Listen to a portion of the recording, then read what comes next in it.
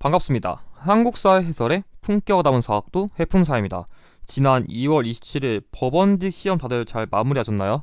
제가 원래는 이 총평을 먼저 찍었어야 되는데 조금 일정이 겹쳐가지고 경찰직 한국사 해설을 먼저 올리고 이번 법원직 해설에 대한 이제 총평과 해설도 올릴 예정입니다.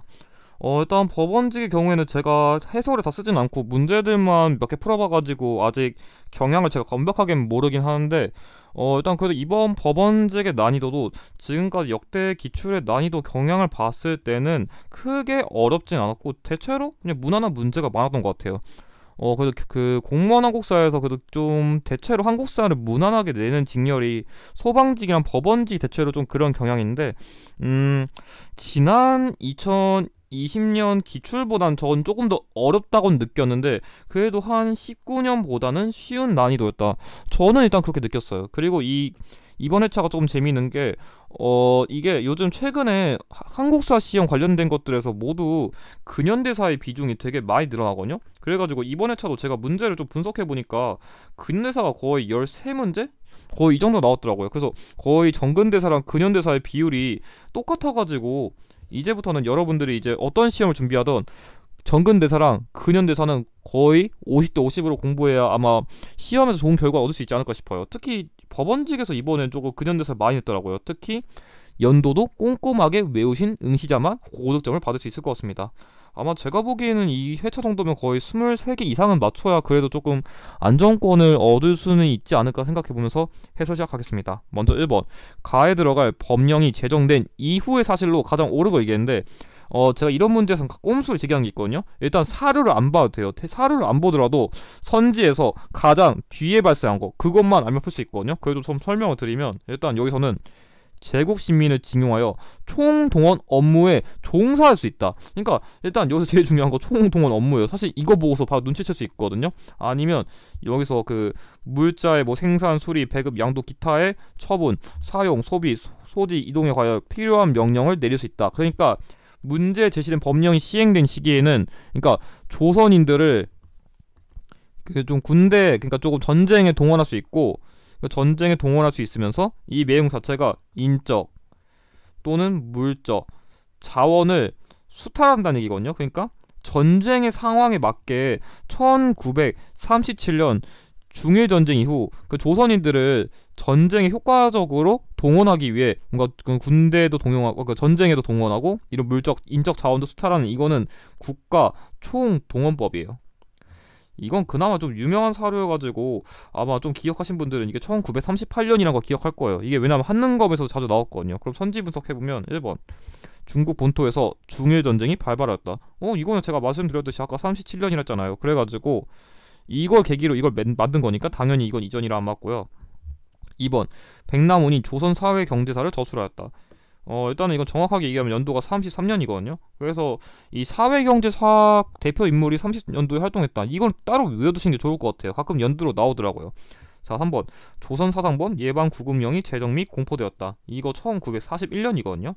그러니까 이게 헷갈리기 쉬운 게 키워드가 두 가지가 있어요. 그러니까 대표적으로 그 보호관찰령이랄 거든요. 그 보호관찰령은 36년이고 그리고 이 문제에 제시된 사상범 예방 구금령이 41년이거든요. 그래서 이 연도 꼼꼼하게 안 외우신 분들은 헷갈릴 수 있어가지고 이건 36년, 이거 41년 정확하게 외워두실 필요가 있습니다. 그래서 38년 이후인 3번이 정답이고 4번 양세봉의 조선혁명군이 영능가 전투에서 승리하였다. 이 영능가 전투는 1932년이라 역시 이전이라 안 맞아요. 참고로 이 조선혁명군이 조직된 시기 자체는 29년인데 이 조선혁명군이 일본과 붙은 뭐 영능가, 흥경성 전투는 30년대라는 것도 같이 기억해 두시는 게 좋습니다. 정답 3번입니다. 자, 그럼 이어서 2번 자료의 의병에 대한 설명으로 옳은 걸 얘기했는데 이 문제도 별로 어렵진 않아요. 근데 이게 의병을 그러니까 이 시기에 구한말식인데 그때 나오는 의병은 딱 세 가지예요. 을미, 을사, 그리고 정미. 솔직히 이 셋 중에서 거의 내거든요. 그러면 그 키워드를 보고서 어떤 의병 냈는지 정확하게 아는 게 중요한데 그걸 한번 살펴보면은 여기서 일단 여기서 맥락에서 이에 정군의 명령을 내려서 일제히 그 진군에 재촉해서 동대문 밖으로 진격한다. 잘 생각해봐요. 여기서 지금 내오는 게 동대문 밖이라 일거에 서울로 공격하여 들어가기로 계획했다는데, 그러니까 이 맥락 자체가 뭐냐면 동대문이 어디 있어요? 뭐 동대문, 뭐 남대문, 뭐 숭례문 이런 거 있잖아요. 다 못 있겠어요. 당연히 서울에 있겠죠. 게다가 여기 지금 맥락적으로 서울이란 말 있잖아요. 그러니까 동대문이 있는 서울에 일제히 의병이 들어간다. 이거 말 자체가 서울 진공 작전이에요. 그냥 의병이 서울로 진공한다. 이것만 파악했으면 이거는 정미 의병이란 걸 알 수 있죠. 왜냐면 다른 의병 같은 경우에는 이렇게 활동 지역에서 서울을 직접적으로 안 언급하는데 정미 의병 경우에는 서울을 자주 언급해서 이거 힌트로 잡는 게 중요했어요. 일단 기억. 고종이 해산 권고 조치를 내리자 대부분 해산하였다. 이거는 을미 의병. 이때는 그렇게까지 의병이 크진 않았고 고종 말 잘 들었어요. 아니고요. 니은 십상도 창의군을 결성하여 서울 진공작전을 시도하였다. 문제 제시된 내용이 이거죠. 이때는 전국적으로 의병운동이 그런 거 거세졌으니까 이건 맞는 내용이고, 디귿 각국 영사관에 교전단체로 인정해줄 것을 요구하였다. 당시에 좀 구국운동, 그러니까 좀 구국하기 위한 의병으로서 당시에 우리 이런 의병 활동은 정당한 것이다. 이거에 대한 좀 승인을 국제적으로 요청한 게 있거든요. 그래가지고 이 정미 의병의 대표적인 키워드로서 한능검에서도 다른 시험에서 정말 잘 나오는 빈출 키워드라 정답은 니은 디귿이니까 3번이고, 자 그럼 리을은 왜 틀렸냐면 의병 자녀 세력이 활빈당 등의 그런 무장 결사를 조직하였다. 이것도 똑같이 을미의병이에요. 참고로 가끔씩 활빈당 이런 걸 얘기한다면 이거는 그 나중에 그 동학농민운동의 자녀 세력도 연결될 수 있거든요. 근데 여기서는 일단 을미의병으로 기억해 두는 게 좋을 것 같습니다. 그래서 기역 리을은 을미의병, 니은 디귿은 정미의병이고 정답은 3번입니다. 다음 3번. 다음 개헌이 이루어진 정부 시기에 있었던 사실로 가장 옳은 거 얘기했는데, 이거 최근에 한능검 50회 때 이 사료를 언급해가지고 많은 응시자들이 혼동했었거든요. 근데 일단 조금 힌트를 잡아드리면, 일단 대통령과 부통령의 임기는 4년. 솔직히 이거밖에 풀어야 돼요. 왜냐, 부통령이 실질적으로 있는 시기는 이승만 정부 시기밖에 없습니다. 다른 정부 시기에는 부통령 없어요. 사실 이거 갖다 풀었어야 돼요. 아니면 여기서는 이 55조 내용 자체가 1차 중임, 그러니까 뭐 대통령이 2번 정도 할 수 있다, 그런 거를 언급한 건데, 이 부칙에서 이 헌법이 공포 당시에 대통령에 대하여서는 이 55조 1항의 단서의 제한을 적용하지 않는다는데, 그러니까 말 그대로 여기 언급된 이 1차 중임의 그런 제한을 적용하지 않는다. 그러니까 이때 대통령 이승만이잖아요. 그러니까 이 대통령은 중임 제한을 없앴던 거예요. 이 말 자체가. 그러니까 더 쉽게 요약하면은 이게 말 자체가 중임 제한 철폐라는 거예요. 철폐. 그래가지고 이 문제 제시된 개헌 자체가 4.4.5입 개헌이란 것을 알 수 있죠. 그래가지고 1954년에 했던 2차 개헌, 이것까지 알아두면 좋아요. 아무튼 간에 이승만 정부를 출제했으니까 그거에 대한 이제 분석을 해보면 1번 소련, 중국과 교류를 확대하였다. 이건 노태우 정부. 이 노태우 정부 시기에 냉전이 완화되면서 좀 여러 국가랑 교류를 맺었죠. 틀렸고요. 2번 일본과 국교 정상화를 추진하였다. 이거는 박정희 정부. 이걸로 인해 가지고 1964년에 이런 한일 국교 정상화를 반대하는 6.3 시위가 발생했죠. 3번 진보당 사건으로 조봉암을 처형했다. 맞아요. 이때 조봉암이 이승만 정부 시기에 그 새로운 그런 좀 대적 세력이라 해야 되나? 그러니까 좀 이승만 정부를 위협하는 좀 강력한 후보로 부상해가지고 당시 진보당 사건이라고 일으켜가지고 조봉암을 견제했죠. 그래서 이승만 정부 시기의 대표적인 키워드로서 정답은 3번이고, 4번 지방자치제를 전면적으로 실시하였다. 이거는 김영삼 정부. 그래서 정답은 3번입니다. 그래가지고 이 진보당 사건도 가끔씩 한능검에도 나온 적 있어가지고 이것도 잘 외워두시는 게 좋을 것 같아요. 자, 그럼 여기서 4번 가나 사이의 시기에 있었던 사실로 가장 옳은 걸 얘기했는데, 이 문제 별로 안 어려워요. 일단 기묘사화가 일어나서 사림이 피해를 입었다. 이때 조광조가 이 기묘사화로 사망했죠. 이거는 1519년, 뭐 무오사화 1498, 그 갑자사화 1504, 그리고 일사사화 1545년. 이거 외웠으면 조금 쉬웠고, 서인이 반정을 일으켜 정권을 장악하였다. 이거는 인조반정을 말하는 거죠. 인조반정의 경우에는 뭐 1623년이죠.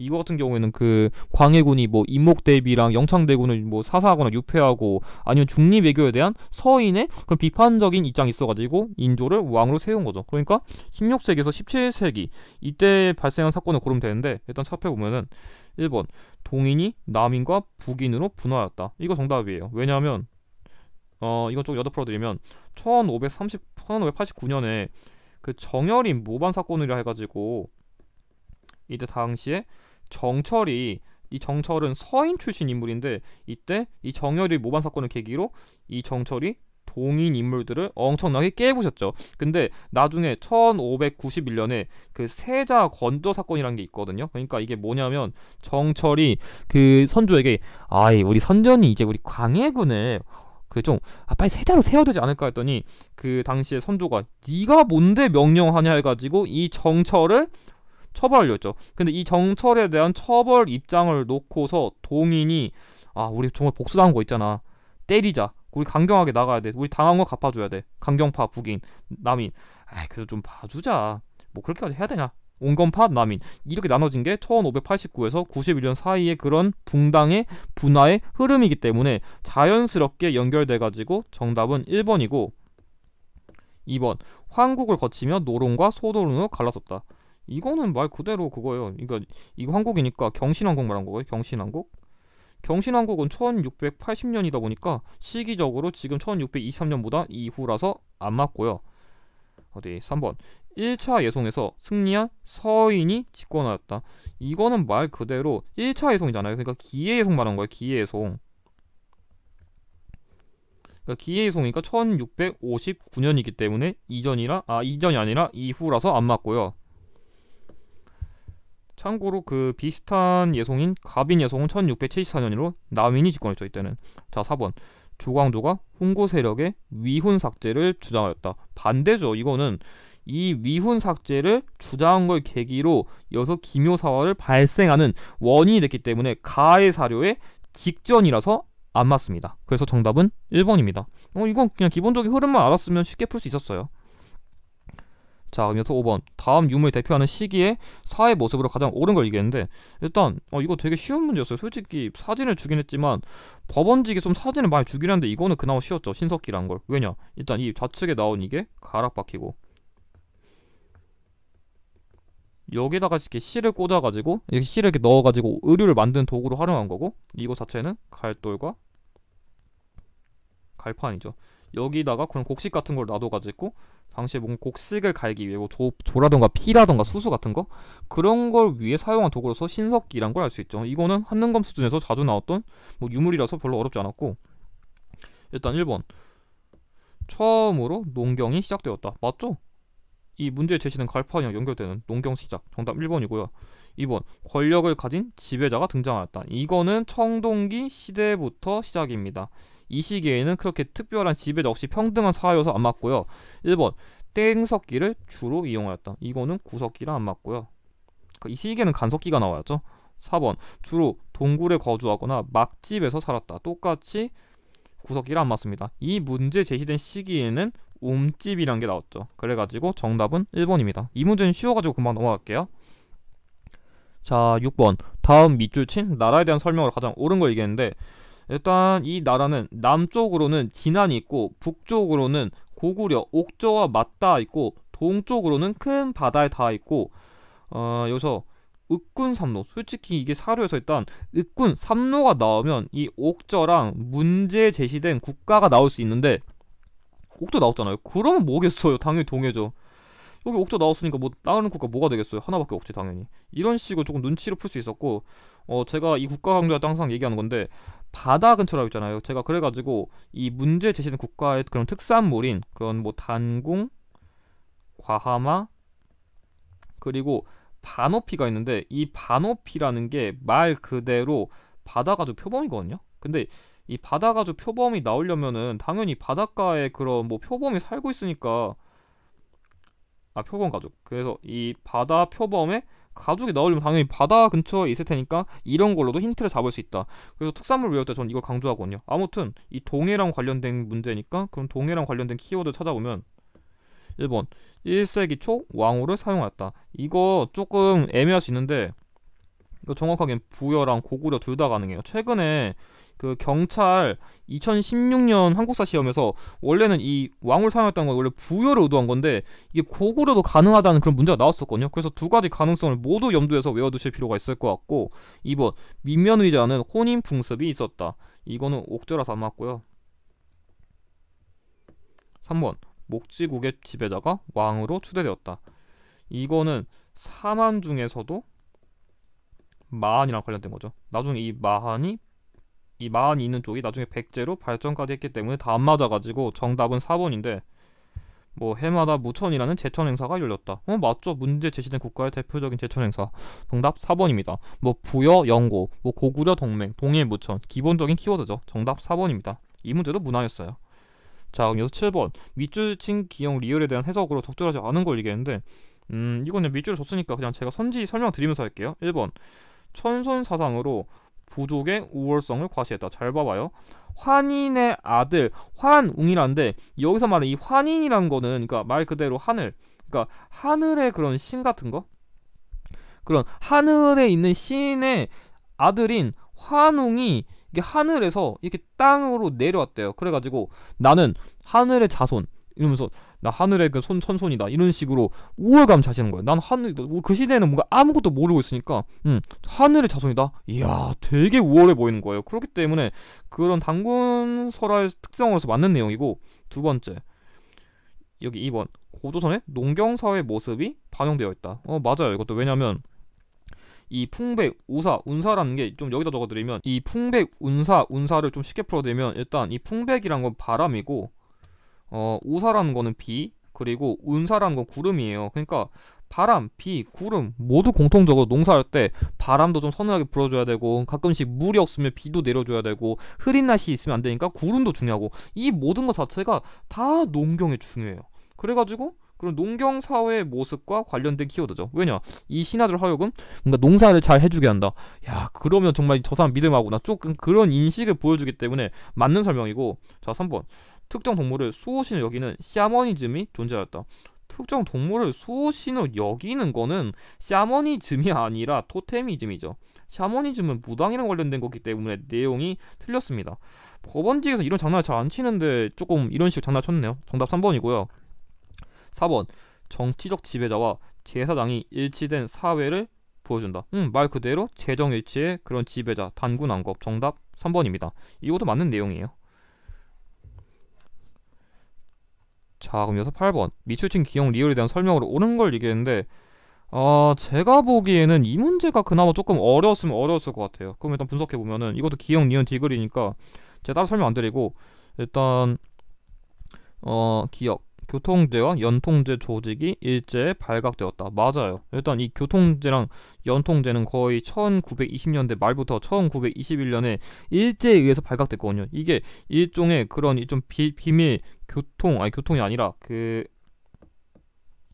교통이 아닌 그 연락 조직망이거든요. 비밀 연락 조직망인데, 일제에 의해서 발각되면서 이 대한민국 임시정부의 그런 활동이 한번 침체됐어요. 그래가지고 위기 상태에 빠졌다. 이건 기억은 맞는 내용이에요. 자, 두 번째 니은 외교활동에 대한 무장투쟁론자의 비판이 거세졌다. 여기서 이 무장투쟁론자라고 할 수 있는 세력은 대표적으로 창조파거든요. 왜냐면 이게 대한민국 임시정부라는 거는 특정한 세력만 모이는 게 아니라 뭔가 좀 평화노선, 아니면 뭐 실력 양성론이 될 수도 있고, 아니면 무장을 투쟁해가지고 독립을 해야 된다. 다양한 사람들이 모였는데, 당시에 특히 임시정부가 이렇게 이제 뭐 상하에 모여가지고 만들었는데 지금까지 한 게 뭐냐, 그거에 대한 비판인식이 너무 세가지고 사실 독립운동 노선 둘러싼 갈등이라고 했는데, 이 사람들, 아니 뭐 다른 세력도 뭐 당연히 불만 있겠죠. 그런 걸 고려했을 때는 이거는 어쨌든 간에 이 뒤에 나오는 이 국민대표 회의가 개최된 것 자체는 그런 다양한 그런 독립운동가의 입장이 첨예하게 대립했기 때문에 비판이 나올 수밖에 없었다. 그런 맥락으로 봤을 땐 이건 자연스러운 내용이라서 정답은 1번이고요. 그러니까 사실 무장투쟁론자가 국한하지 않아도 사실 이때 되게 불만이 많았던 그런 독립운동가가 많았다. 이 맥락을 이해한 게 더 나올 것 같아요. 사실 디귿 주로 외교론을 비판하는 무장투쟁론자들로 구성되었다. 이거 틀렸어요. 제가 말했듯이 이 무장투쟁론자는 창조파거든요. 근데 창조파로 얘기할 수 있는 인물 대표적으로 신채호 선생님이라던가 박용만 선생님인데, 이 무장투쟁론이랑 말 그대로 싸우는 거거든요. 근데 조금 쉽게 해오려면은 이 신채호 선생님의 경우에는 그런 거 있잖아요. 가령 국민대표회의, 폭력적인 투쟁을 통해 가지고 독립을 쟁취할 필요성이 있다면서 그런 의열단이 폭탄을 계속 투척해 가지고 그런 독립운동 방향성을 정해준 그런 게 있고, 이 박용만 선생님의 경우에도 하와이에다가 대조선 국민군단을 세웠잖아요. 그래가지고 좀 이런 인물들이 창조파구나 그런 식으로 외우면 좋을 것 같고, 여기 문제에 나온 이 개조파는 무장투쟁론자가 아니라 대체로 신령 양성론이에요. 그래가지고 방향성이 좀 달라요. 그러니까 사실 뭐 개조파는 무조건 이렇고 창조파는 무조건 이렇고 이렇게 사실 단정 지을 수는 없거든요. 근데 시험에서는 그냥 이렇게 외우는 게 나을 것 같아요. 대표적으로 뭐 신령 양성론 개조파 인물은 안창호 선생님이 있죠. 그래가지고 이게 틀려가지고 이건 틀린 내용이고, 어디 리얼 헌법을 거쳐 대통령 중심의 집단 지도 체제로 전환했다. 잘 봐봐요. 지금 이 국민대표 회의가 이후 지도 체제 개편한 거는 1925년에 대통령제에서 이후에 이 대통령제에서 국무령제거든요. 국무령제인데, 그러니까 이 대통령 중심은 1차 개헌인데 이 대통령 중심제에서 국무령제를 바꾼 이 2차 개헌은 1925년인데, 그러니까 이걸로 전하는 게 아니라 국무령제로 바꿔야 돼. 국무령제. 그래가지고 내용 자체가 틀려요. 그래서 정답은 1번입니다. 이 문제만 조금 까다로울 수 있었는데 뭐 기억 알았으면 일단 니은이 확실하게 아닌 거 알아가지고 나머지는 그냥 소거해서 풀 수는 있었을 것 같습니다. 자, 그러면서 9번 다음 강령을 발표한 단체에 대한 설명으로 가장 적절한 걸 얘기했는데, 일단 이거는 사료 잘 보면은 우리는 완전한 독립국가를 건설 목표로 하고 그런 민주주의 정권을 수립하고 일시적 과도기에 있어서 국내 질서를 자주적으로 유지하며 대중생활의 확보를 기한다는데, 이게 말 그대로 자체가 그냥 국가를 재건한다는 거예요. 국가를 재건. 그러니까 민주주의 정권도 수립하고 국가 독립도 해야 되고, 이런 맥락을 봤을 때 국가 재건과 관련된 단체인 조선 건국 준비위원회이다. 이걸 좀 눈치채는 게 중요했어요. 사실 이것만 보고서 파악이 조금 어려울 수 있었는데 그냥 말 그대로 뭔가 독립도 하고 재건도 하고 조금 그런 맥락으로 이해한 게 중요했거든요. 그래서 아마 강령 보고서 대한민국 건국 강령으로도 헷갈릴 수 있었을 것 같은데, 건국 강령은 이런 내용 안 나와요. 그 상균주의가 나오든지 이런 맥락이 아니거든요. 아무튼 간에 1번 자유당을 창당하였다. 아닙니다. 이거는 이승만이 세운 1951년쯤에 세운 그 보수정당인데, 이거는 이 단체는 거의 그 광복 직후에 그 조선인민공화국을 선포한 뒤에 해산했거든요. 그래가지고 거의 45년쯤에 그냥 활동 끝나가지고 시기가 너무 앞이라서 안 맞고요. 2번 조선인민공화국의 수립을 선포하였다. 방금 설명한 게 이 내용이에요. 그러니까 이 문제에 제시된 단체는 조선인민공화국의 수립을 선포하고 해산했는데 이거를 미군정이 인정하지 않았죠. 정답 2번이고요. 3번 독립촉성 중앙협의회의 결성을 주도하였다. 이거는 문제에 제시된 단체가 아니라 이승만이에요. 이승만.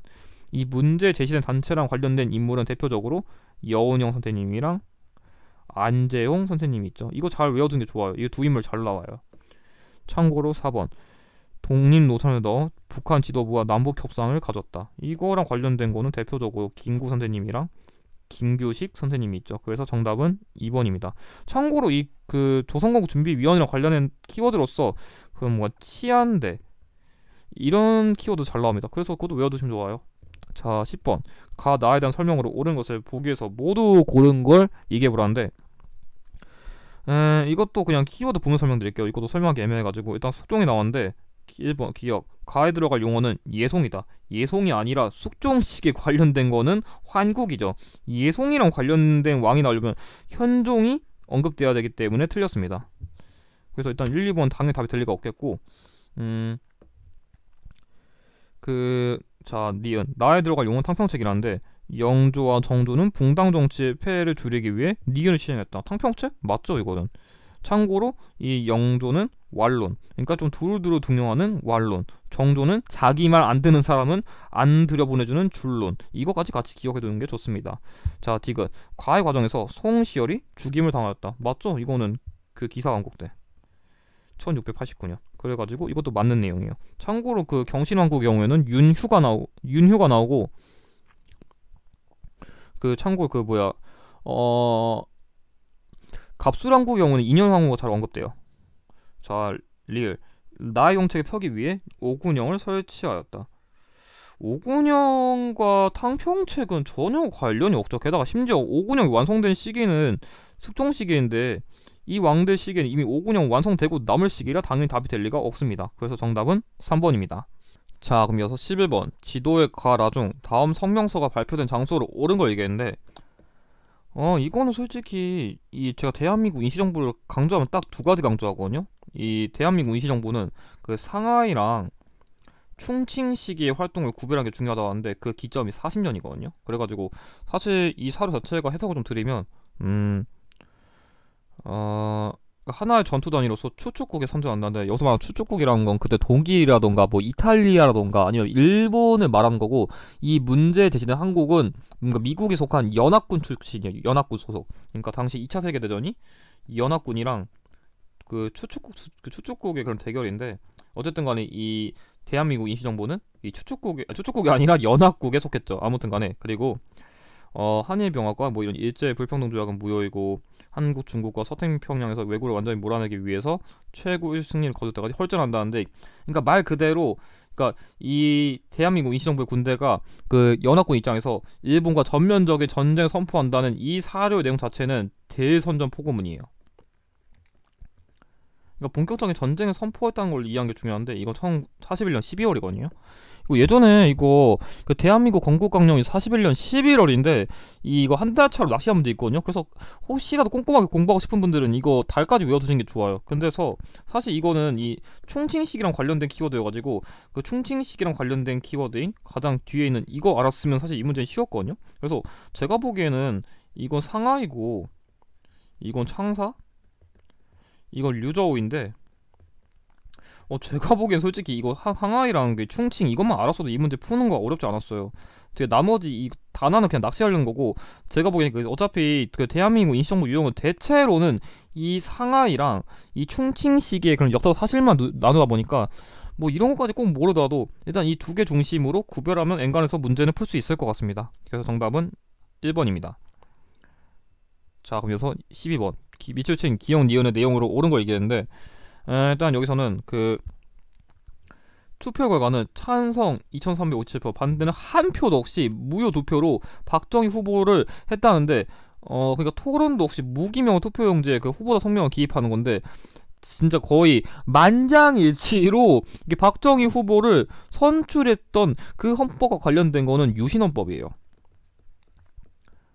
그러니까 이거는 1972년에 그 7차 개헌이랑 관련된 건데 이때 당시엔 통일 주체 그 국민회의라 해가지고 그 7.4 남북 공동성명 이후에 그 통일 문제 논의하기 위해 헌법기구에 설치한 이 기구에서 투표를 했는데 사실상 어떻게 보면 박정희 정부 식의 그런 좀 권력을 장악하기 위한 그런 거 조금 변제된 안타까운 그런 건 있긴 하죠. 그래서 일단 뭐 위에 있는 기억은 7차 개헌이고 니은 여기 전두환은 통일 주체 국민회의를 통해 가지고 11대 대통령으로 선출은 되었는데 그런 악화된 국제 여론을 의식해가지고 개헌을 단행해가지고 새 헌법에 따라 실시된 선거에서 전두환 다시 대통령 당선했다. 그러니까 이 12대 대통령이 당선된 게 어떤 거냐는 게 중요한데 일단 이 여기서 나온 이 헌법은 위에 거 다음이니까 그 12대 대통령 당선된 거는 그 대통령 선거인단이라 해가지고 이 간선제 그러니까 대통령을 선거할 그런 인물들을 뽑아가지고 다시 그렇게 당선될 수 있도록 그 전두환 정부에서 만든 이 대통령 선거인단을 규정한 8차 개헌이에요. 8차 개헌. 그래가지고 이걸 이해하는 게 중요했어요. 그래서 이거는 거의 80년 극초거든요. 그래서 80년대. 그래서 7차 개헌이랑 8차 개헌을 이해하는 게 중요했는데 그럼 1번 옳은 거니까 대통령의 연임을 3회까지만 허용하였다. 이건 말 그대로 삼선 개헌인데 이건 6차 개헌이랑 안 맞고요. 이때는 무제한이었어요. 그러니까 연임의 제한을 없애버렸거든요. 2번 대통령이 국회를 해산할 권한을 가졌다. 맞아요. 문제 제시된 유신헌법은 국회도 해산할 수 있고 국회의원의 3분의 1도 대통령이 추천할 수 있는 초헌법적인 권력을 줬거든요. 정답 2번이고요. 이 3번 대통령 임기는 5년으로 했다. 틀렸어요. 이때는 5년이 아니라 7년이에요. 참고로 이 유신헌법 시기에는 6년입니다. 자 4번 통일주체 국민회의에서 대통령을 선출하였다. 이건 아까 말한 기억의 헌법이니까 안 맞아가지고 정답은 2번입니다. 1차 개헌부터 9차 개헌의 핵심을 잘 아는 게 중요했어요. 자 그럼 13번 가 다리 일어난 순서대로 바르게 나열한 걸 얘기했는데 여기 가 은병을 만들어 화폐로 썼는데 우리나라 지형을 본땄고 민간에서 활구라 불렀다. 이 활구를 만든 건 고려 숙종 시기죠. 그래서 이건 한 고려 중기쯤으로 보는 게 맞을 것 같고 자 나 월년 11년에 처음으로 직관과 상관 각품의 전시과를 지정하였다. 말 그대로 이건 시정전시과잖아요. 이건 워낙 자주 나온 사료라 이것도 외웠으면 쉽게 풀 수 있었죠. 이거는 경종이니까 그런 초기 고려 초기라 할 수 있고 자 다 도평의사사에서 상서하여 과전을 지급하는 법을 정할 것을 청하니. 사료 자체가 한능검에서도 그 자주 나왔던 사료들만 언급해가지고 이건 하나도 안 어렵어요. 이거는 공양왕 시기, 공양왕. 그래서 이거는 고려 말기죠. 그래가지고 순서를 얘기하면은 초기 시기인 경종, 이게 제일 먼저고, 그 다음에 숙종 2번, 그리고 거의 고려 멸망할 때쯤인 1391년에 공양왕 시기니까 나아가다니까 정답은 3번입니다. 이거는 솔직히 왕만 외웠으면 크게 어렵지 않았어요.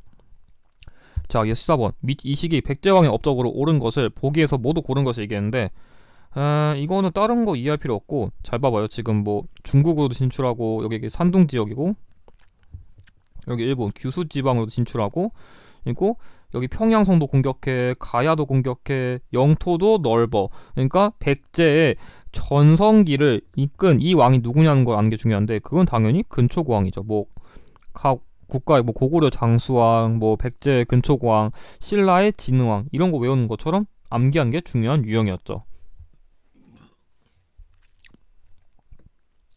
자, 기억. 남으로 마한을 통합하였다. 맞죠, 이거는? 이 문제에 제시된 왕시기에는 영토가 더 넓혔거든요. 지금 잘 보면은 이런 식으로 영토 넓혔잖아요, 남쪽으로. 그래가지고 기억은 맞는 내용이고, 니은 왕위의 부자 상속이 확립되었다. 맞아요. 문제 제시된 왕시기에는 왕권 강화를 위해서 부자 상속을 확립했어요. 참고로 그때 고구려랑 관련해서도 이걸 비슷하게 한 왕은 고국천왕입니다. 그것도 같이 기억해두면 좋아요. 자, 디귿. 중앙관청을 22부로 확대하였다. 22부가 언급되려면 이 왕이 아니라 성왕이기 때문에 틀렸어요. 성왕 경우에는 그 반군 성제랑 키워드 같이 외워두신 게 좋아요. 틀렸고, 리을. 좌평제도와 관등제를 마련하였다. 이거는 문제 제시된 왕이 아니라 육자평을 마련한 고의왕입니다. 고의왕. 그래가지고 기역 니귿만 맞기 때문에 정답은 1번입니다. 이건 별로 어렵지 않았어요. 자, 그럼 이어서 15번.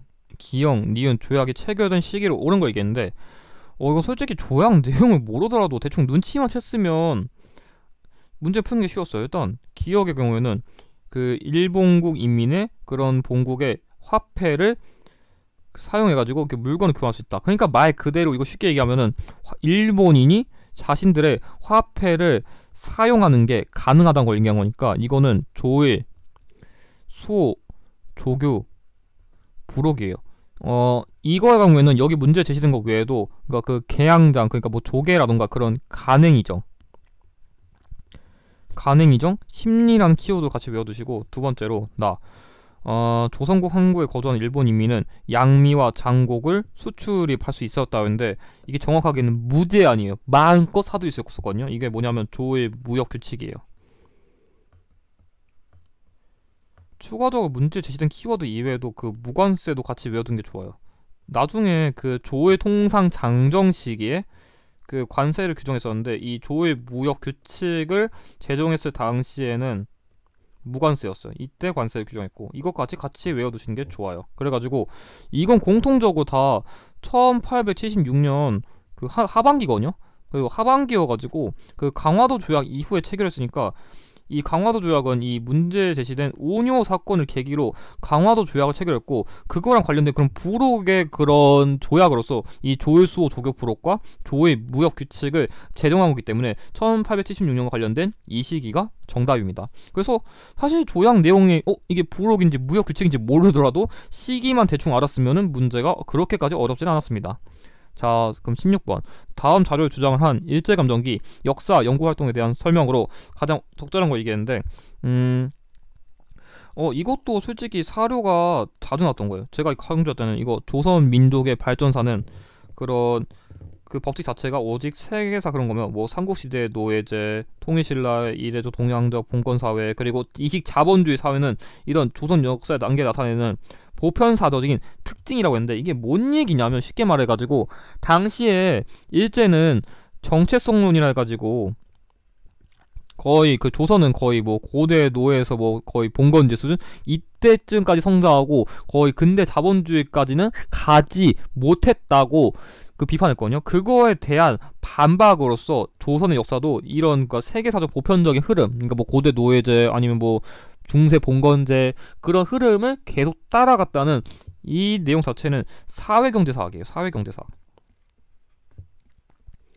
이게 그 백남훈 선생님의 조선 사회 경제사에서 나온 건데, 그래가지고 그 사료 이 내용 자체가 가끔 시험에 나오거든요. 솔직히 자주 나왔어요, 이 사료 내용 자체는. 그래서 아, 이런 세계사적 보편적 특징, 이런 맥락 나온다. 백남훈 선생님의 조선 사회 경제사이다. 이거 그냥 외워두시는 게 좋아요. 이거 자주 나와가지고 이거는 그냥 보자마자 알아야 돼요. 한능검에서도 가끔 나온 사료예요. 1번, 일선 동조론을 유포하였다. 말도 안 됩니다. 일선 동조론이라는 거는 일본과 그 조선의 조상이 하나라는 건데, 이거는 친일파도 주장인데 이거를 할 리가 없잖아요. 말이 안 됩니다. 틀렸고요. 2번, 실증사학에 영향을 받았다. 이건 대표적으로 이병두라던가 손진태 선생님이 있죠. 그때 민족주의 역사랑 그 사회경제사학이랑 실증주의 사학이 있는데, 문제 제시된 인물은 사회경제사학이라 이런 거 안 했습니다. 틀렸고요. 3번, 대표적인 인물로 백남훈이 있다. 맞죠? 이건 설명드렸으니까 더 설명 안 드릴게요. 정답 3번이고요. 4번, 진단학회를 결성하여 진단암보를 발간하였다. 이건 아까 언급한 이병도, 손진태 선생님이 대표적이기 때문에 안 맞습니다. 정답 3번입니다. 자, 그래서 17번, 가 인물에 대한 설명으로 가장 옳은 걸 얘기했는데, 일단 이 문제의 경우에는 그 팔도 선비들이 서원을 건립하고 명언을 제사하는 것 때문에 그 폐단이 백성들에게도 미쳤다는데, 자, 그래가지고 이 폐단이 심각한 큰 서원을 각도에 명령하여 철폐해서, 그 당시 그 뭐 선비들이 만동미와 서원을 다시 설립하라고 했었는데, 이 힘을 크게 노해가지고 다 몰아내고 서원을 완전히 철폐해버렸다. 서원을 이렇게까지 갈아엎어버리고 만동묘까지 없애버린 이 인물은 흥선대원군이에요. 뭐 당시 이 인물이고, 내가 이거 한 게 잘못한 거라면 진실로 공자가 다시 살아난 한이 있더라도 내가 용서하지 않겠다, 그런 주장까지 했었죠. 그래서 이 서원 철폐가 영조랑 흥선대원군 대표로 나오는데, 영조는 이렇게까지 안 나오고 엔간에서 사료에서 서원 철폐가 언급되면은 흥선대원군이 확률이 더 높아요. 자, 1번, 일본의 조사 시찰단을 파견하였다. 이거는 문제 제시된 인물이 아니라 고종이에요. 이건 거의 1880년쯤에 파견한 건데, 이 인물은 73년까지밖에 안 했거든요. 그래가지고 시기적으로 이후로 안 맞고요.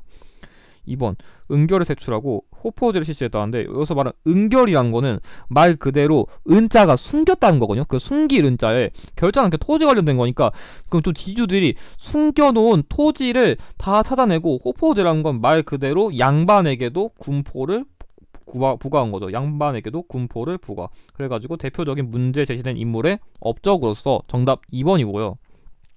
3번, 탕평파를 육성하고 탕평비를 건립하였다. 이거는 영조죠. 그래서 만약에 헷갈렸으면, 이걸로 헷갈린 분들도 아주 있을 것 같긴 한데, 솔직히 만동묘랑 서원을 이렇게까지 갈아엎은 사람은 흥선대원군밖에 없기 때문에 헷갈리면 안 됩니다. 4번, 대전 통편을 편찬하여 통치체제를 정비하였다. 이거는 정조죠. 문제 제시된 인물은 대전 통편이 아니라 대전 회통을 만들었죠. 그래가지고 정답은 2번입니다. 자, 그럼 여기서 18번, 가 나를 일어난 순서대로 바르게 나열한 걸 얘기했는데, 이거 그냥 순서대로 얘기할게요. 일단 가, 성왕이 군사를 보내 고구려를 공격했다. 일단 이건 6세기 중반이에요.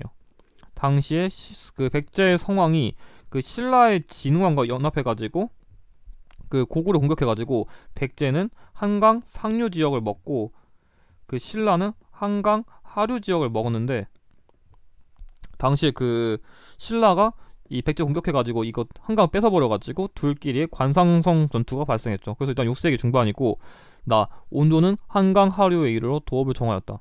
이거는 거의 기원전 한 17년? 18년? 제 연도까지 정확히 기억 안 나는데, 어쨌든 간에 이건 BC에 BC 유일하게. 그래가지고 일단 기원전 관련된 거라 일단 이렇게 집어넣고, 다 태조왕이 동옥조를 정벌하고 빼앗아 성읍을 삼았다.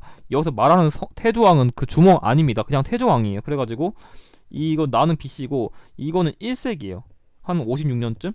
그쯤 기억하면 될 것 같고, 라, 거풍왕이 울령을 반포하고 처음으로 관리의 공복을 정하였다. 이거는 6세기 초반, 거의 520년인데, 이거 제가 58년이 정확히 안 나가지고 그냥 이거 1세기로만 외워두세요. 제가 연도가 정확하게 기억 안 나가지고. 그래가지고 기원전 1세기 520년, 그리고 이거 한 551년쯤인데, 그래가지고 기원전 1세기 520년 6세기 중반이니까 어디 순서가 나다 나가니까 정답은 2번입니다. 그래서 그냥 이거 대략적인 연도만 알았으면 쉽게 풀 수 있었을 것 같아요. 왜냐면 이거 그때 공고구려를 공격했던 시기도 버풍왕 다음에 신라의 경우 진흥왕이니까 사실 이것도 연도가 그렇게까지 헷갈릴 수준은 아니었습니다. 자, 그럼 여기서 19번, 가 시기에 발생한 사건으로 가장 옳지 않은 걸 얘기했는데, 이 문제 솔직히 소거법 안 썼으면 이거는 조금 헷갈릴 수도 있었을 것 같아요. 일단 위의 사료. 태조가 포청천에서 즉위하여 국호를 고르라고 연호를 고쳐 천수라고 하였다. 일단 이거는 고려 건국이니까 918년이에요. 가끔 그 고려 건국을 그 후백제까지 멸망한 936년 헷갈리는 분들이 있는데 그러면 안 됩니다. 고려 건국은 그 궁예를 몰아낸 918년입니다. 그래가지고 일단 918년이고 여기 밑에 사료. 고려군의 군사가 뭐 크게 성한 것을 보아 갑옷을 벗고 창을 던져 견훤이 탄 말을 앞으로 와서 항복하니까 신검이 두 동생이 묵묵관료와 함께 항복했다. 그러니까 말 그대로 신검이 견훤 그러니까 아니 뭐 그러니까 고려군에게 항복했다는 거는 이 신검은 후백제를 좀 이끌었던 나중에 인물인데 이 신검이 항복했다는 것 자체가 후백제가 멸망했다는 거예요. 그러니까 이 전투 내용 자체 보니까 이거는 황산 전투거든요. 그러니까 1, 2천 전투 이후에 그 나중에 그 신검 군대가 그 황산보로 도망가가지고 그거 추격해가지고 완전히 끝낸 게 이 황산 전투거든요. 그래가지고 후백제 멸망한 시기를 안 하는 게 중요한데 이건 936년이에요. 그래가지고 918년부터 936년 사이에 역사적 사실을 고르면 되는데 1번 고려군이 고창에서 견훤이 후백제군을 패퇴시켰다.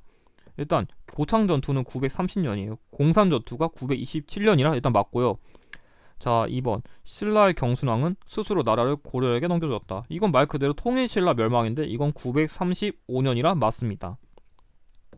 자, 3번 왕건이 이끄는 군대가 후백제 금성을 함락하였다. 이거 솔직히 조금 잘 모를 건데 정확히 모르시더라도 이거 거의 9세기 초반이거든요. 아니 10세기 초반이거든요. 그래서 903년이에요. 그래서 이것만 유일하게 이전이라 안 맞아요. 근데 아마 제가 보기엔 이렇게까지 꼼꼼하게 외우신 분들은 별로 없을 것 같아서 소거법을 쓰면은 자 4번 발해국 세자 대광현이 수만 명이 고려에 귀화하였다. 이거 얘기 나오려면 거의 발해 멸망 시기인 926년이거든요. 그래서 이 발해 멸망 키워드 자체는 이게 연결돼가지고 1번, 2번, 4번을 소거해서 가장 이상한 이거를 소거해야 겨우 풀 수 있었을 것 같아요. 발해 멸망이 926년이니까요. 그래서 만약에 모르는 키워드 나오면 최대한 소거법 써서 푸는 게 좋을 것 같아요. 아마 이것까지 제대로 외우신 분들이 많지는 않았을 것 같아요. 조금 어려우시는 키워드라. 그래서 정답은 3번입니다. 자, 그럼 여기서 20번. 다음 성명서가 발표되어 있는 시점을 가장 옳은 걸 얘기했는데 이거는 나는 통일된 조국을 건설하려다 38선을 베고 쓰러질지언정 그런 단독 정부를 세우는데 협력하지 않겠다. 이게 뭐냐면 그 한능검 씨가 정말 잘 나온 빈출 사료인 김구의 3천만 동포에게 읍고한다는 거예요. 이게 뭐냐면 이게 왜 나왔냐면 그 유엔에 의해 가지고 남한만의 그 정부 선거가 결정된 이후에 나는 남한만의 정부 세우는 거 안 돼 하면서 당시에 이 김구 선생님이 이걸 발표한 이후에 이거에 대항해서 남북 협상을 주도했다는 이걸 파악하는 게 중요했거든요. 그래가지고 이 흐름을 보면은 일단 이 시기 차이에는 뭐 모스크바 3상 회의하고 그 다음에 1차 미소 공동위원회도 했었는데 이게 결렬되니까 빨리 남한만이라도 정부를 세우자 하는 이승만의 정급방황이 나타난 뒤에 이 시기에 좌우 합작위원회가 일어나가지고 빨리 미소 공동위원회도 일으키고 뭐 여러가지 요구사항도 했는데 이것도 실패했고 그 뒤에 이 2차 미소 공동위원회도 안 되니까 그 남북한의 그런 정부 수립 문제를 이 유엔에 이관했는데 처음에는 남북한 같이 하려고 했는데 북한이 입국을 거부해가지고 결국 남한만 하자고 결정했더니 김구 선생님이 남한만의 정부는 안 돼 해가지고 이 시기에 남북 협상까지 했지만 결국 실패해가지고 오시총선고가 했고 대한민국 정부를 수립했다. 이 흐름을 외우는 게 중요했습니다. 이거는 한능검에서도 엄청나게 자주 나온 배출 유형이라 이게 솔직히 쉬운 유형은 아니긴 한데 그나마 낼 수 있는 키워드가 좀 명확하긴 해가지고 물론 공무원 한국사의 경우에는 조금 더 어렵게 낼 수는 있지만 이 기본적인 흐름을 잡고 들어가야 여러분들이 문제를 쉽게 풀 수 있을 것 같습니다. 그래서 정답은 이 2차 미소 공동위원회랑 이 오시총선고 사이인 3번이 정답입니다. 자, 그럼 이어서 21번 가 세력에 대한 설명으로 가장 옳은 걸 얘기했는데 이 문제의 경우는 제가 한능검에서 자주 강조했던 유형이거든요. 고려 지배층의 변화를 제가 항상 호족, 문벌귀족, 무신, 검문세족 그리고 마지막 그 고려 말기부터 유행한 신진 사대부 뭐 가령 정도전이라던가 조준 이런 인물이 있겠죠. 그래가지고 이건 여러분들이 꼭 외울 필요가 있다고 강조했는데 이번에 딱 나왔네요. 그래서 뭐 신진 사대부의 흐름을 알았으면 됐죠. 1번 성리학을 통해 불교의 폐단을 지적하였다. 대표적으로 이 정도전 같은 경우에는 이 성리학을 좀 신봉하면서 당시에 불시잡변이라는 걸 적수를 해가지고 그런 불교의 폐단을 비판했죠. 그래가지고 정답 1번이고요. 2번 주로 음서를 통하여 관직에 진출하였다. 이거는 문제 제시된 신진사대부가 아니라 여기 나온 문벌귀족이에요. 문벌귀족. 그래서 틀렸고요. 자, 3번 권력을 앞세워 대규모 농장을 소유하였다. 이것도 문제 제시된 여기 있는 권문세족. 당시에 좀 친원적 그 경향을 세워가지고 당시에 좀 권력을 차지해가지고 농장도 소유했는데 어쨌든 간에 권문세족이라 안 맞고요. 4번 친원적 성향이 이들은 도평 의사사를 장악하였다. 똑같이 이것도 권문세족이라 안 맞습니다. 그래서 정답은 1번입니다. 이 문제 무난했어요. 자, 그러면서 22번 다음 경문과 관련 깊은 역사 사건에 대한 설명을 가장 옳은 거 얘기했는데 일단 건거자를 즉시 우리의 힘으로 구출한다고 했는데 이어서 언급한 이 건거자라는 거는 조선인 학생이에요. 조선인 학생. 이 조선인 학생이 일본인 학생과 광주 지역에서 다툼이 났었는데 당시 일본인 학생들은 그냥 풀어주고 조선인 학생들은 가두었다는 거에서 불만이 발생해가지고 이 사건이 발생한 거고 교내 아니면 조선인 본인의 교육 제도 그리고 전국 학생 대표자 회의를 개최해라. 그러니까 말 그대로 뭔가 학생과 관련된 그런 요구 사항을 많이 요구한 이거는 광주 학생 항일 운동이거든요. 근데 이거 잘 보면은 이거 내용이 나중에 그 60만 세 운동과 관련된 그런 요구 사항에서도 겹칠 수 있어가지고 둘의 내용을 잘 구별할 필요가 있습니다. 1번 원산에서 일제감정기 최대 규모의 노동쟁의를 일으켰다. 이거는 이게 아니라 원산 총파업이죠. 문제 제기된 사건은 제가 방금 얘기했듯이 광주 지역에서 일어났는데 이거는 1929년 그래가지고 안 맞고요. 자, 2번 전국을 확대되어 이듬해까지 동맹휴학투쟁이 계속되었다. 맞아요. 이 문제 제시된 사건 당시에 전국적으로 확산돼가지고 그런 학생들끼리 그런 동맹휴학 같은 그런 운동을 지속했죠. 정답 2번이고요. 3번 민족 산업의 보호와 육성을 위해 국산품 애용 등을 주장했다. 이거는 말 그대로 물산 장려 운동이에요. 그래가지고 안 맞습니다. 틀렸고 4번 순종의 국장일에 학생들이 만세 시위를 벌이고 시민들이 가세였다. 참고로 이것도 1929년입니다. 그리고 이 순종의 국장일에 관련된 거는 순종 인산일에 발생한 60만세 운동으로 1926년에 발생했죠. 그래서 정답은 2번입니다. 그래서 3.1운동, 60만세 운동, 광주학생 항일운동을 구별하는 게 중요한 유형이었습니다. 자, 그러면서 23번 가 나를 일어난 순서대로 바르게 나열한 걸 얘기했는데 이거는 그냥 제가 이들 안 풀어드리고 조금 그냥 큰 틀로 풀어드릴게요. 이게 그런 만주 지역의 독립운동이거든요. 만주 지역. 그래가지고 만주 지역의 독립운동 아니 뭐 간도 지역에 풀을 수 있는데 일단 만주 지역의 독립운동 사례 중에서 1920년대면은 그걸 기억하는 게 중요해요. 일단 봉오동 전투.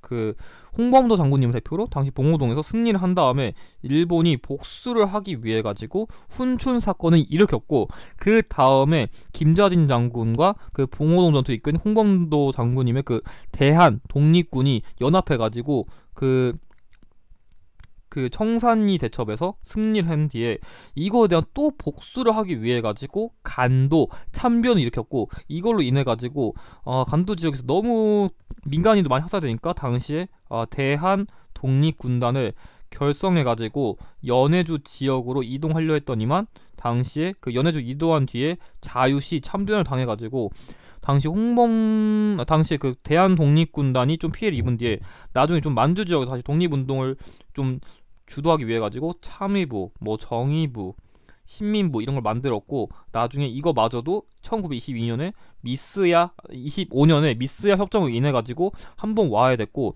나중에 이거 조금 더 확정하기 위해 가지고 20년대 후반에 그 국민부랑 혁신의회를 만들어 가지고 상부 통합을 단행했죠. 그래서 이 흐름을 이해하는 게 중요해요. 이게 흐름이 잘 나오거든요. 그래서 이거 그대로 넣어버리면 이게 순서가 어떻게 나와있냐면 지금 제일 먼저 있는 게 일단 이게 나가 제일 먼저고 여기 나온 이 간도 참변이 나온 이게 다고 여기서 김자진 장군님이랑 여기 분노군정서, 백운평, 어랑촌, 청수평 이거 다 보는 거고 이거는 간도 지역에 대한 청산리 대첩에 대한 이런 학살 그리고 아까 얘기한 그거에 대해서 이 너무 많이 학살하니까 대한독립군단을 결성했다 이거고, 마지막으로 이 혁신의회랑 군민부가 창설된 삼부통합이 여기니까 나다 가다니까 정답은 2번입니다.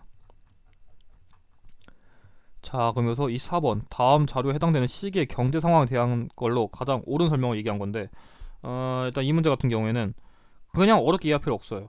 대추, 밤, 감, 배, 석류, 귤, 유자 등 뭔가 온갖 게 나왔어요. 근데 잘 보면 여기 허생 있잖아요. 이거 허생전이잖아요. 그러니까 박지원의 허생전이 만들어진 조선 후기예요. 근데 사실 허생전이 아니더라도 지금 여기 나온 이 맥락도 있잖아요. 이게 뭐냐면 공통적으로 산풍작물이에요. 그러니까 이 시기 이전에는 그냥 뭔가 쌀 만들어 먹는 것도 힘들었는데, 뭔가 대추, 밤, 감, 배, 뭔가 온갖 과일 같은 거 많이 만들어 먹으면 일단 산풍작물 기억해두는 것도 좋아요. 사실 뭐 모시, 담배, 오이 이런 게 더 나오긴 하는데, 저 같은 경우 일단 이렇게 뭔가 과일이 일단 많이 나오면 일단 조선 후기로 일단 찝으라고요. 왜냐, 뭐 오이, 담배, 모시, 삶 이런 거 나오면 엔간해서 산풍작물 의도하고 낸 문제들이 진짜 많았거든요. 아무튼 1번 지대 납부 방식이 타조법으로 바뀌었다. 타조법이 아니라 도조법이에요, 이 시기에는. 그래가지고 틀렸고요. 이게 법원지에서 이런 장난 잘 안 치는데 이번에는 좀 선진학시가 있어요. 2번 산풍작물에 대한 산풍작물 재배가 늘면서 쌀에 대한 수요가 줄었다. 네? 그럴 리가 없습니다. 아니 뭐 밥 안 먹고 살 거예요? 뭐 산풍작물 재배하면은 뭐 밥 안 먹고 살아요? 완전 말이 안 되는 얘기고요. 3번 상인 자본이 장인에게 돈을 대는 선대제가 성행하였다. 맞아요. 문제 제시된 시기에는 상인들 돈도 많이 버니까 미리 돈 줄 테니까 물건 만들어 달라. 그러는 선대제 수공업이 유행했습니다. 정답 3번이고요. 4번 정부에서 덕대를 직접 고용해 광산 개발을 주도했다는데 말 자체가 모순입니다. 덕대라는 거는 그럼 광산 개발을 자유롭게 맡기는 그런 민간 경영자거든요, 일종의. 근데 그래서 정부가 이렇게 주도해주는 게 아니라 민간인에게 이렇게 자유롭게 그런 광산 개발을 맡길 수 있는 그런 덕대를 자유롭게 활동하게 냅둔 거지 정부랑 관련이 없습니다. 그래가지고 선지 자체가 모순이에요. 그래가지고 정답은 3번입니다. 그래서 이거는 선지 내용 자체에 오류를 잡는 게 중요했어요. 약간 경찰연구소 같은 느낌이 드네요. 자, 그럼 이번 마지막 문제인 25번 다음 상황에 전개된 사실 시기를 연표도 옳게 고르라고 했는데, 그냥 이 문제는 간단하게 해설할게요. 지금 읽어보면은 그냥 포츠머스 조약을 체결하라고 했잖아요. 이거는 연도 알면 풀어요. 이거 1905년 9월이거든요. 그래가지고 시기적으로 보면은 이건 82년이고 이건 85년, 이거 갑오개혁은 1차 2차 나눴을 때 94에서 95고, 그리고 대한제국 설립은 97년, 그리고 이거는 국권 광탈이니까 1910년이니까 97년과 1897년과 1910년 사이에 있는 이거에 들어간 4번이 정답입니다. 사실 이건 연도를 알면 푸는 거라 제가 설명은 더 안 드리겠습니다. 그래서 이걸로 법원지 해설을 마쳤습니다. 아마 좀 법원지 같은 경우에는 그래도 이게 한능검 수준에서도 조금 문제를 풀어본 게 좀 있으면은 그래도 쉽게 접근할 수 있게 문제를 많이 줬거든요. 그래서 다른 직렬에 비해서는 문제가 엄청나게 어렵진 않아요. 그래도 공무원 한국사 하니까 나름 어려운 키워드가 충분히 나올 수 있기 때문에 꼼꼼히 공부하신다면 충분히 좋은 결과 얻으실 수 있을 것 같습니다. 이번 시험을 보신 분들은 고생 많으셨고, 다음 시험을 준비하시는 분들은 이 해설을 참고해서 잘 준비하시길 바랍니다. 영상의 내용이 도움이 되셨다면 좋아요와 구독을 부탁드립니다. 감사합니다.